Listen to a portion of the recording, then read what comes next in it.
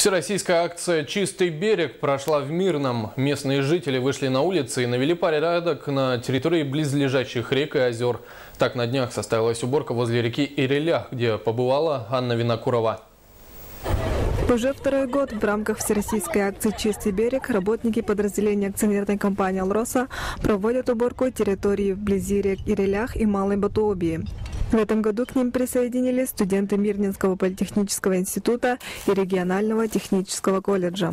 Мы все-таки надеемся, более взрослое поколение, надеемся на то, что принимая участие и пособирая весь этот мусор, в следующий раз подрастающее поколение будет задуматься, имеет ли смысл это делать, да?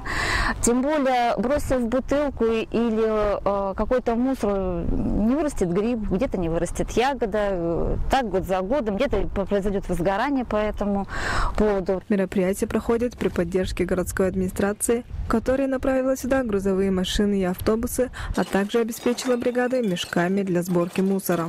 Вся помощь, которая требовалась от нас, мы оказали. Безусловно, мы рады, что такая акция у нас имеет место.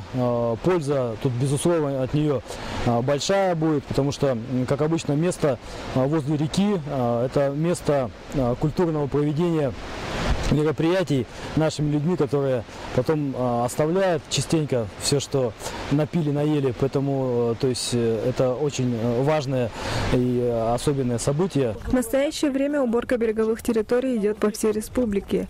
В Мирном в рамках всероссийской акции также будет проведена очистка территории природного парка «Живые алмазы Якутии». Организаторы мероприятия отметили, что студенты добровольно согласились на уборку территорий и надеются, что в следующем году к ним присоединятся и школьники.